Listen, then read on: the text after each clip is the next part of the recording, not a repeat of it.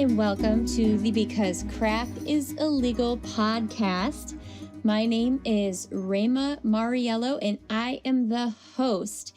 Hey, it is officially February of 2018, and how many of you set goals for 2018 that you have already decided it's just not, I'm just done. I'm done. We're 1 month in and I'm already over it.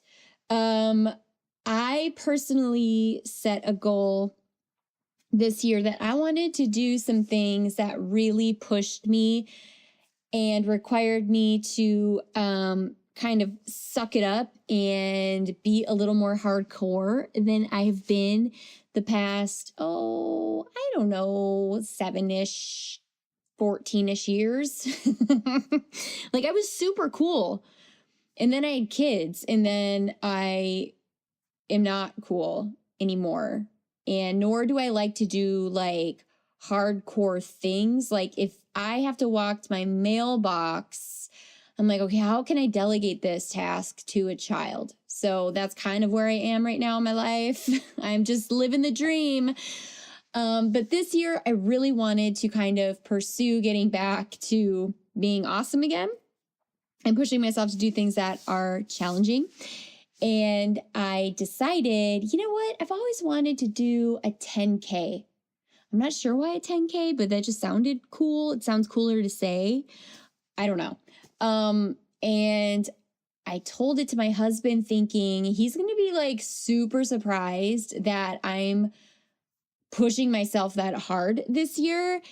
I was like, babe, in 2018, I really want to train to run a 10K. And he looked at me and he's got this thing with his eyebrow where his eyebrow goes up like, what? He's like, yeah, no, a 10K is too easy. You need to do something harder than that. I was like, how are you going to tell me what my goal is and if my goal is hard enough or not? Like, what? It's my goal.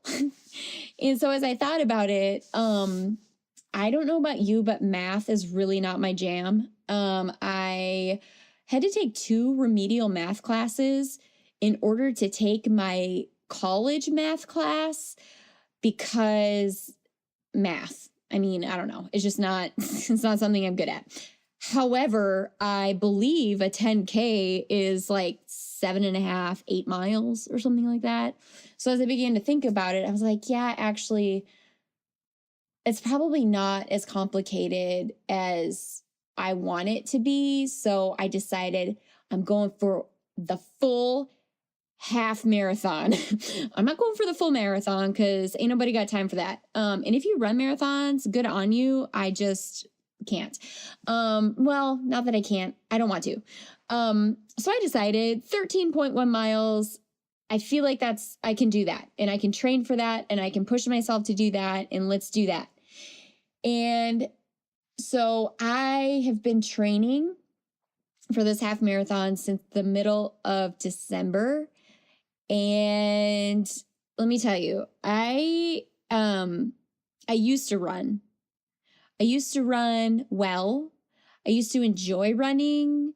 When I was in the Navy, I was a search and rescue swimmer. And when we went through that training, we had to run 3 miles every other day. And then we would be in the pool and then we would swim forever. I felt like we never stopped swimming or running. It was either or for like a month straight. And I forgot though that I was like 19 when I did that, and I'm not 19 anymore. So it's a little more challenging now. It's a little harder. So I've been training. I am on a program to train. I'm trying to eat a whole lot better because I have found out the hard way that like if you binge on nachos the night before you have to run pretty far, you're going to throw up. So I'm just letting you know, you learn from my mistakes. Don't do that. So I'm trying to watch what I'm eating, train better. And God likes to kind of like step in and interject whenever I'm doing anything, which I appreciate because I like it when God talks to me. But like, can a girl just run 3 miles and try not to pee her pants without God like, hey, here's a teaching moment. I want to talk to you about your life and running. And can I just do that? But you're going to have to brace yourself because God's really been talking to me a lot through this training process and has taught me a lot of different principles and how they've related to like my life now that I'm probably going to use this content to share with you guys. So if you hate running, if you hate hearing the word running or half marathon, this might not be the best month or two for you to be listening. I'm just going to throw that out there. So here's what God spoke to me. I want to go back. Okay, so I've been training since December, and the shoes I've been running in are these super cute Adidas shoes. They're bright. I love them. They're broken in. I've had them for a while, and I'm not sure how long I've had them. And they don't have a lot of support in them. And so I would run, the training schedule started fairly easy where you'd run, 2 miles, and then you'd run 2.5 miles, and then you'd run 3 miles. And each week it would increase a mile. And so I hit 3 miles and I'm running and my left knee starts hurting. My right ankle starts hurting. And I feel like I'm just falling apart over here. I'm like, I'm old. I can't do this anymore. I used to be super cool. Now I'm not cool, but I have cool shoes, but my knee hurts. I'm just like having a mental breakdown over my bodily inability to like run anymore. And so I turned my shoe over and I noticed like the tread on the bottom of my shoe is pretty much gone. So I've had these shoes apparently for a while, and I go to this store. I'm like, okay, I'm going to buy new shoes to run in. That's going to help solve this problem. And I immediately go over to the section that has the Nikes and the Adidas shoes. And, they've got the cross training shoes and the weightlifting shoes and like the casual lifestyle shoes. And then they have running shoes. And so I hone in on the running section and I'm looking at them thinking, ooh, what color would look awesome with me running 13 miles with my new half marathon outfit? Like, is it blue? Is it like fluorescent pink or maybe these yellow ones? Like I'm sitting there like Pinteresting my running outfit in my head in like, ooh, what shoes should I get? It's super shallow. I'm just being honest. Like it's my shallow moment. And I'm looking at nothing but the color of the shoe and the style of the shoe. And do I want that on my foot? And this guy walks up to me that works there and he's like, hey, can I help you with anything? I'm like, actually, you can. And I say this in a really prideful, arrogant way to him. I just did. And I was like, so I'm training for a half marathon and need new shoes. And I'm like motioning towards these, fancy shoes that are bright and pretty. And he looks at me, he goes, oh, so you're like gonna run. I'm like, yeah, that's, it's like 13 miles. He's like, yeah, no, you don't want these shoes. I was like, oh, what? And so he leads me over to this section of shoes that I literally have never seen in the store ever. And I've been to the store a lot. And it's like a half wall of shoes. It's like a sad little wall. And he goes, these are the shoes that you need to wear if you are going to be running long distances. And I'm looking at these shoes and I was like, there's like 6 options here and they're all ugly. Like, what, do you have any other colors of these? They're just not a pretty shoe. And so up until this point, I have done zero research on what kind of shoes you need to wear to run a half marathon. And so I finally, in the store, I sit down and I start looking at the reviews of these ugly running shoes. And I was like, oh man, sure enough, these are the shoes that you are supposed to get if you're going to be running long distances. And I looked at them and I tried them on and I learned a ton about running shoes that I never knew before in in the store. And I was like, okay, well, I guess I'll get these. And honestly, these shoes were expensive. These are not a cheap pair of shoes. And so I had to kind of release, the really pretty wall of shoes for these really comfortable, ugly shoes. And so I go up and I buy them, and I had to run, I think it was like 4 miles the next day. And so I put the shoes on and I run, and sure enough, my knee stops hurting and my ankle stops hurting. I was like, oh, it was the shoes. Yay, I'm not broken. But in this process, as I'm running, after I've purchased these shoes, that's when God begins to chime in, or the Holy Spirit begins to chime in and teach me about what it is I just walked through and how that relates to a seasonal shift that I believe He is calling us to step into. And so that is what I want to really dive in and share with you guys today. And so He really began to elaborate on the fact that we are about to step into a new season that's going to require us to upgrade and to leave behind the short term and the shallow. See, these shoes that were really pretty, but they were not built for distance running. I mean, they're flashy, they've got great design, but they are not going to carry you the distance that you need to go. And so I think sometimes we have these strategies, we have these mindsets, we have these lifestyles, we have these decisions that we're making that are flashy and short term, but they are not going to carry us long distances. They're not going to carry us into this next season where God is going to require us to do more. He's going to pull more out of us, and we have to let some things go that we've outgrown, that no longer serve the season that we're in, no longer serve the plans and the purposes that God has for our life. He's like, nope, it may not be pretty. It's going to cost you, and you're going to need to invest in it, but it's going to carry you to where I want to take you. And not only that, I think some of the things that we've been doing in the past have actually started to cause us pain. Like the shoes I had worn out, they weren't designed to train that hard, began to cause me pain that I had never had before until I started training in this capacity. And same thing, there are things in our lives that are beginning to creep up on us and cause us pain in different areas of our lives that we just have never experienced before.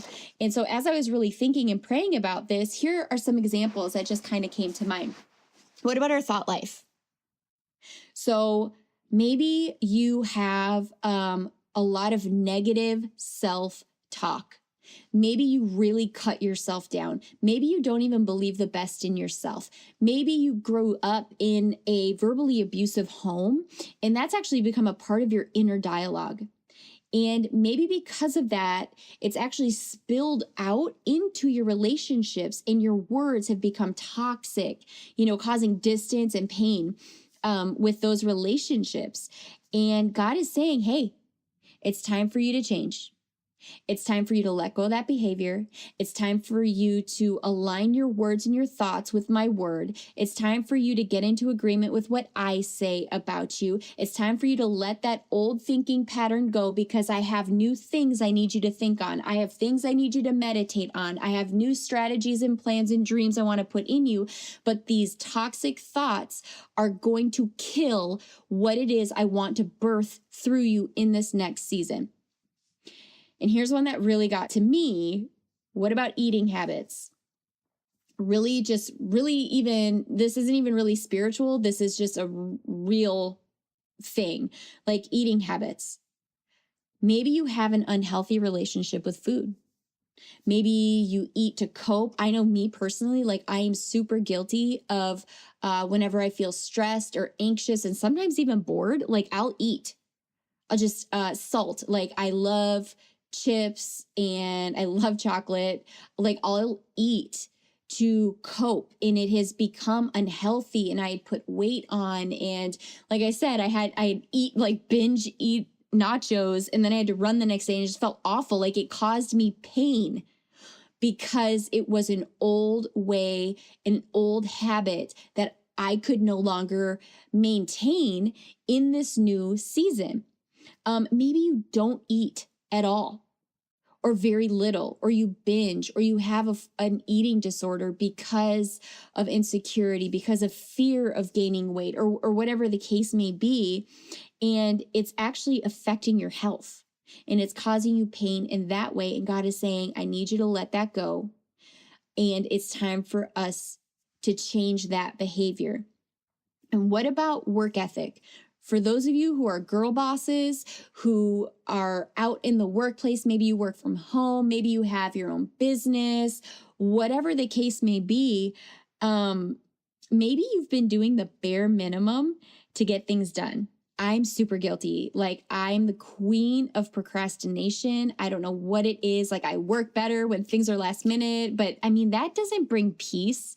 You don't have any margin in your life. You always feel like you're panicking to get things done. And I don't know that that actually brings out the best in you when you work in that environment, when you have that mentality and you have that work ethic. And I mean, moms, you know this, like, you can multitask like a beast. I don't know what it is that God gives us when we have a child. He's like, here is this human being that I have entrusted you with, and I'm going to need you to keep this human being alive. And then I'm going to put these dreams in your heart that you're going to pursue while you have this tiny human. And then you have a house to take care of, and then you have bills to pay. And if you're married, then you have a spouse, and then you have a community of friends. And then, like, you have a bazillion things going on at once, and somehow we get it done.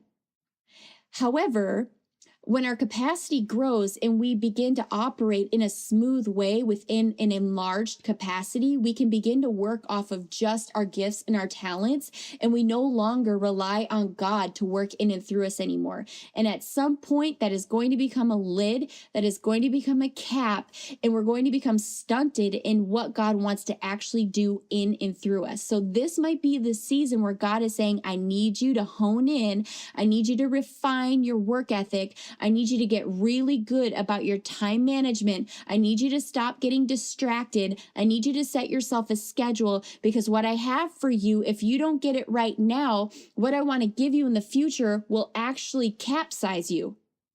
You know, there might be a promotion that you want to go after, but your work ethic isn't quite there yet. And if you step into that promotion, it will destroy you. Things will begin to be affected and you will feel pain because of it. And what about relationships? You know, maybe you have a huge social media following. I mean, I love me some Instagram. I love creeping on people's lives. I love, like, memes. It's just, I'm a mess. Like, I just like it. I like Instagram. I like Pinterest. I don't put stuff on Pinterest, but I just like looking at, like, ooh, that's a cute outfit. I'm never going to wear that. And I can't wear overalls. Like, I wish I could wear overalls. Those girls make it look super cute, but no, like, stop. Just stop. Just stop looking at overalls. I don't know what it is. Like, I love them. I don't have any. I wish I did, but anyway. So maybe you have a huge social media following, but, like, at the end of the day, for the most part, a lot of those relationships are actually very shallow. And if you were to step back and look at the healthy, life-giving relationships that you have in your life, are they lacking? You know, maybe God is really challenging you to get plugged in and planted in a life-giving community. Maybe that is a church. Maybe you've kind of been on the fringe. Maybe you've been sitting on the sidelines. You haven't really gotten engaged or involved in a church. Like, maybe God is really asking you to step out of your comfort zone and get plugged in and get planted. Or maybe you just don't have any real girlfriends that pull out the best in you, that really fan the flame in you, that believe in you, that encourage you. And sometimes the friends that you trust to correct you and to hold you accountable. You know, maybe you've been really looking at the flashiness of numbers and popularity, but really your heart is lacking in depth. of relationships. And God is saying, I need you to get your eyes off of numbers. I need you to get your eyes off of likes. I need you to get your eyes off of popularity in the crowd. And I need you to find a community of healthy relationships and friendships that are going to bring the best out of you, not pull the worst out of you. And that's hard. I mean, that's a hard thing, to do when maybe you've been really hurt by friendships. Maybe having girlfriends is like really intimidating and scary because the only friendships you've ever known are they're catty. They talk about you behind your back. Maybe they stole your man. Maybe, like there's constantly conflict or bickering or backbiting, and it's never been a healthy relationship. Maybe this year God is saying, I need you to find a healthy relationship, and the ones that are not, I need you to let them go because they cannot go with you into this next season. And so I think, God is calling us to change our attention and focus from the shiny and pretty things that are incapable of carrying us to where God wants to take us in this new season. And I think he's really directing our attention, and he's really highlighting and shining a light on the things that aren't pretty, but are necessary. He's shining a light on the things that we need to deal with and get rid of because we've outgrown it and it won't carry us the distance anymore. And I love this scripture in the Message Bible. It's a little bit lengthy, but I love it for this particular topic. It's Romans chapter 12, verses 1 through 2. And I'm going to read it out of the Message version. So it goes on to say, so here's what I want you to do.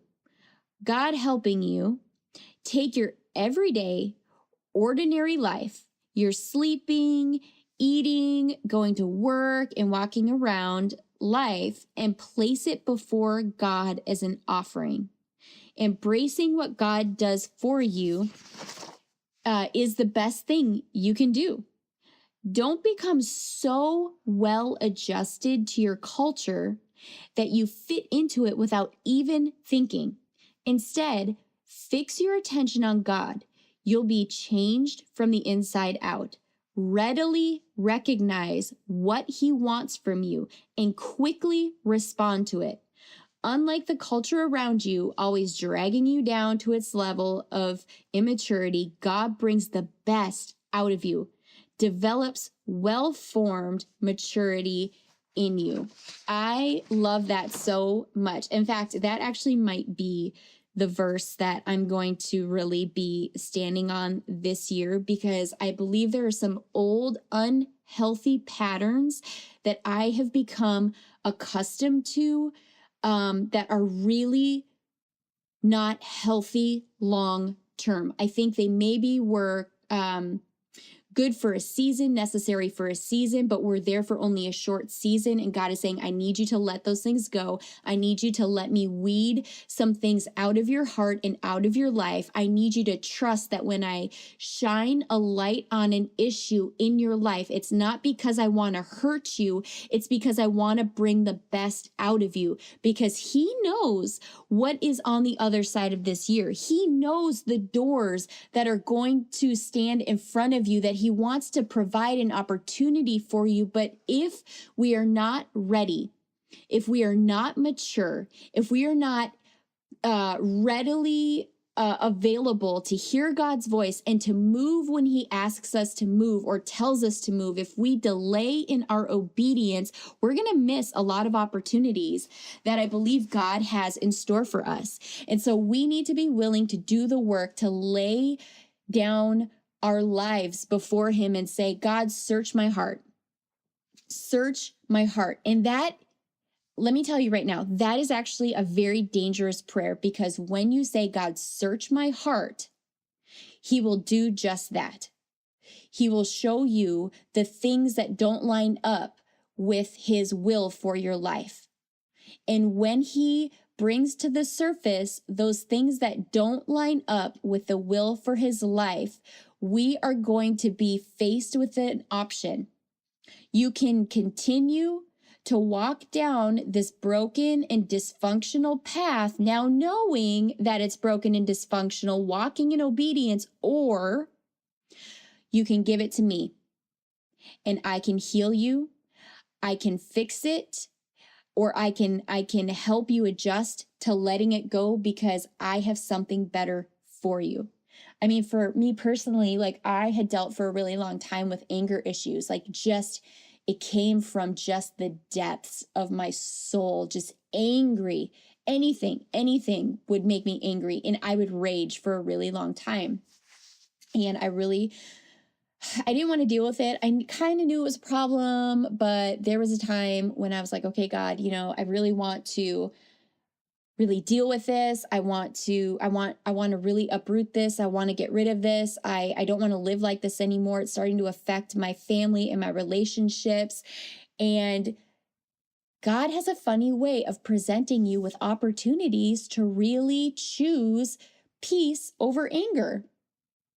And I kept getting opportunities laid before me that just I felt that anger coming to the surface. And it is almost like when you ask God, search my heart, God, he will begin to sift your heart and things will fall away, but there will be things that come to the surface. And what is that thing that he is sifting out of your heart? And he takes and he says, this thing that you keep constantly dealing with, you keep constantly battling with, you keep constantly running up against with, that thing is what I want you to give to me. And I think far too often we get comfortable with that thing. I don't know what it is for you, but for me, it was anger. And for some, it could be pornography. And for some, it could be gossip. And for some, it could be negative self-talk. And for some, maybe you have a problem with drugs or alcohol. Whatever that thing is that keeps coming to the surface, as much as you pray, as much as you ask God to, suppress it, make it go away, God is saying, would you actually give it to me? And stop holding on to it? I think a lot of times we'll go back to it because it's comfortable. We know the outcome. We know what happens when we drink too much. We know what happens when we get angry. We don't know what happens when we give it to God and it's no longer there anymore. We have to adjust our new normal, and that hurts and it's uncomfortable and it goes against everything that we love. We're like, no, I like being angry because I know what happens when I'm angry. People listen to me and I get my way. And God's like, I don't want you to live like that because that's bondage. That's what that is. That's the enemy saying, hey, look what I have. And it's a form of blackmail that he will now use against us. And God is like, nope, I don't want to give the enemy any more of your life, any more of your time. So would you give that to me? And I think that is a part of what God is saying through all of this is things have begun to hurt.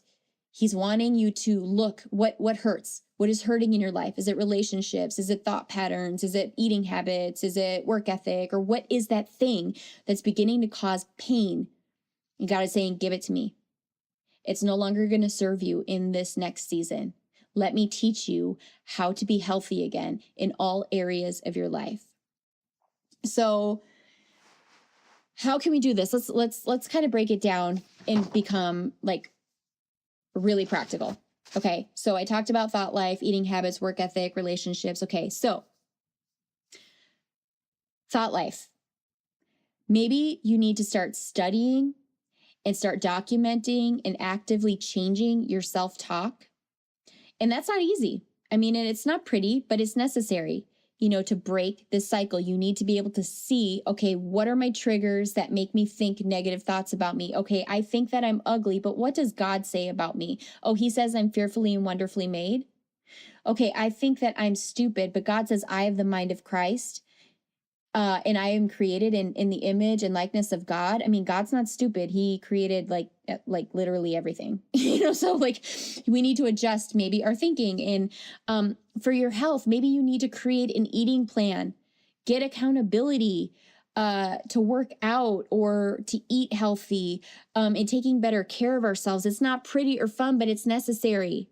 Just like these ugly running shoes, they're not pretty, but they're necessary. What about work ethic? Just digging deeper, putting in more effort, getting more qualified for a job, going the extra mile. You guys, it's not easy, but it's needed so that you can step up to a higher level. In the relationships, we need to be evaluating the relationships we have. We need to be able to honestly determine how they add or take away from our lives. And then we need to be big girls and we need to make the decision to walk away from the relationships that are not healthy. That is not pretty. It is not easy, but it is necessary. And that is what God is calling us to in this season, to let go of the shiny and the flashy and the temporary. And he's asking us to do the things that are not pretty, are not easy, but they are necessary. And what I love about this process is that there was someone there at the store that wasn't trying to sell me what I wanted. He knew, he heard what I had to say. He's like, okay, you were on a run, a half marathon. He knew those shoes are not going to do it for you. So there was somebody there that pointed me in the right direction. And he redirected me because he knew what I actually needed. He wasn't going to sell me what I wanted because he knew my goal. And so this year, we need to look for and surround ourselves with people who can actually help lead us into the greater. And this may really challenge some of you who are kind of used to being the lone wolf, who really don't work well with others. That was me, to be honest.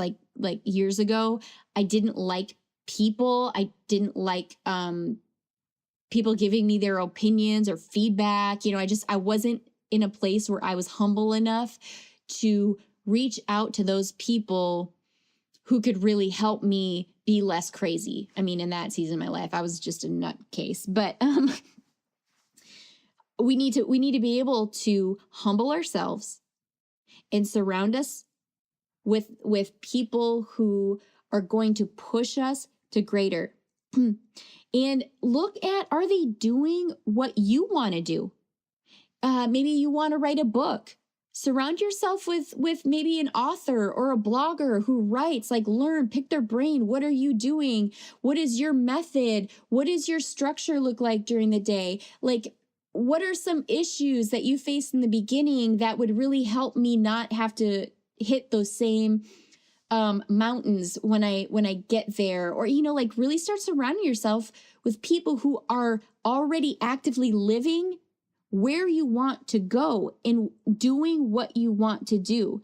And are they living the life that you want to be living? And just ask them a bazillion questions. Just ask them, because I get asked all the time. Just recently, I helped a friend walk through self-publishing a book. I love doing that because I remember how lost I felt when I had to just figure it out on my own. And I didn't know anybody else who had self-published. So I'm like, well, me and Google are about to be BFF. And so I Googled my way through the process. And in my brain, if I can help somebody else accomplish a dream and I've already done it, who am I to say no? I remember how accomplished and how good I felt when I finally held a dream in my hand. It was now tangible. It was no longer a dream. It was now a reality. And I want other people around me to have that same feeling. And if I have already walked down a path that somebody is now about to walk down, I want to be there to help them along the way. So don't think that they're going to feel annoyed or bothered. And you know what? Some people are bougie, and they are, because they think they're too cool for school, but whatever, just shake it off and find somebody else. Because most of the time, people are going to feel honored that you even care about their opinion. Oh, their opinion. They want to know, you want to be asking them, what mistakes did you make in the beginning? What do you wish you knew? when you started? What are some things I should be looking for? And when God brings the best out of us and matures us, it's not a pretty process. I love what it says in that scripture. It's just God has a funny way of his maturing process doesn't look cute. Like, I don't know about you, but do you remember puberty? Like, that was a part of the maturing process, and that is not cute. Like, I had some legit acne, y'all. I had a perm, and then I decided, you know what would be really cool with a perm? If I cut my hair up to my ears. Like, I looked like I had a bowl cut. Like, why? Why? The 80s and the 90s were just awful. Like, we didn't have makeup like we do now. I really thought blue eyeshadow was super cool. Like, puberty was not cute, but it was a part of the maturing process. Like, God, same thing. He's got a great sense of humor. He's got jokes for days. Like, when God matures us, oftentimes it is not cute. It's not glamorous. And the final product, you look at, like a runway model, and they've already gone through the maturing process, but you didn't see their ugly, weird, season of their life where their arms and their legs were longer than their body. Like, they grew into it. They became who they are, but they all went through a process that wasn't cute. But what we get to see is the final product. And what a lot of the world get to see is the final product of a season that we're maturing through, where God is, uprooting ugly things and closing doors and removing relationships and reassigning us to different jobs and calling us to greater. And his maturing process requires us to lay down our pride, to crucify our flesh. And it ain't cute, but it's necessary, because we are not called to stay in an infantile, childlike mindset. Because I really do feel like this year, God is really going to be stretching us. He's going to be growing us, and it is necessary for what he has in store. So when you're feeling the pain of needing to make the hard choices, when you're feeling the pain of needing to work out your process, when you're feeling the pain of it, just know pain is not, there's always something on the other side of it. There's always a reason for it. Like, my muscles hurt, but there is a reason why I'm training so hard, because there is a half marathon that I'm trying to run. So I don't know what it is for you personally. I really encourage you to write it down, journal. God, what do you feel? What are you going to do? What do you want to do in and through my life this year? And I surrender the process to you, because I think it's even harder when we fight the process, to be honest with you. It makes it longer. It makes it more painful. But if we will surrender to God and allow him to shine a light on the broken pieces in our life and in our heart, and we say, God, I humbly give it all to you.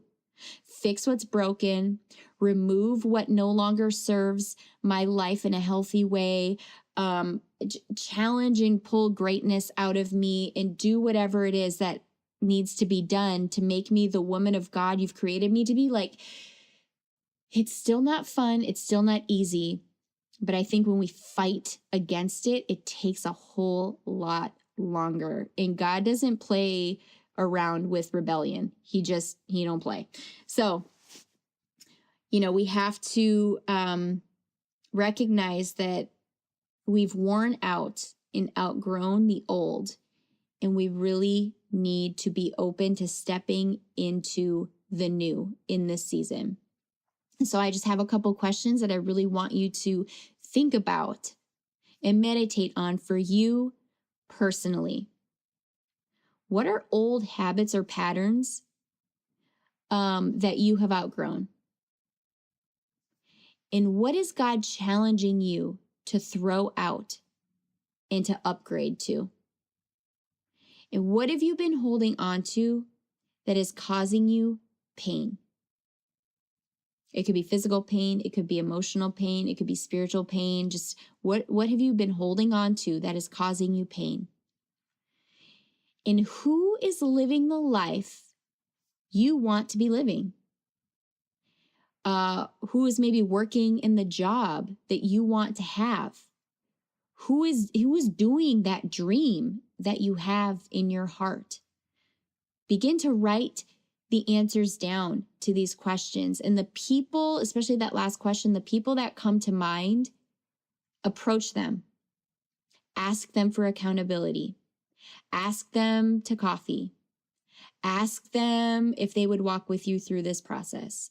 Pick their brain. I mean, maybe they very well may not have the time to walk with you or hold your hand through this process, but they might be willing to have lunch with you or coffee with you, and you come to the table ready with a notebook and with all your questions, and you just listen. Just listen. The only time you talk is when you have a question, and you just listen to their wisdom. And you'd be surprised. You would be shocked at what you will learn in moments like that. I know I have walked away from tables like mind blown. God had like opened doors even through a conversation that I didn't even know were there. It's just, so you don't ever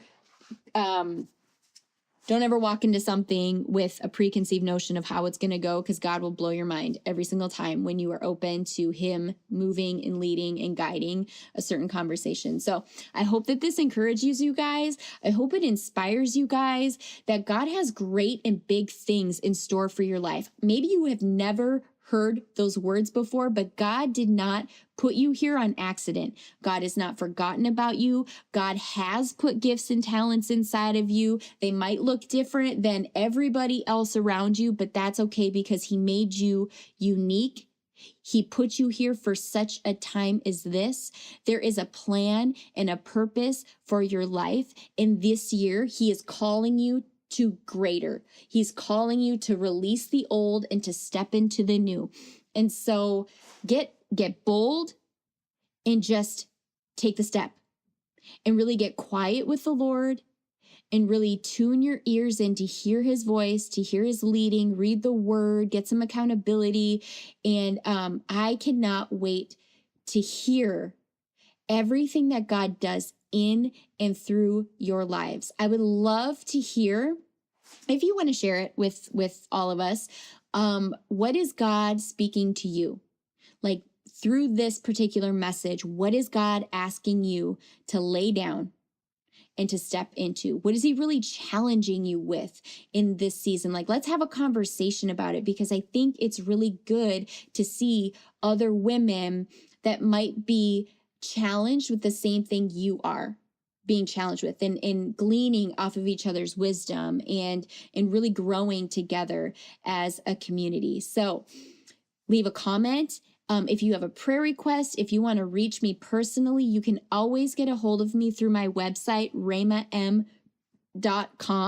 Also, if you want to pick up the devotional that this podcast is named after, the Because Crack is Illegal devotional, it's a 30-day devotional for moms. It is not a parenting book, because I need help parenting personally. But hey, let's laugh, learn, grow together. You can pick that up on Amazon. You can also buy that through my website as well. Follow me on social media. Share this with your friends. Maybe you have a friend that really needs to hear this message and really needs to be challenged and pushed this year, and this would really maybe help be an extra tool in their toolkit. I would love to hear from you guys. And I will see you guys next week. Have a great rest of your week.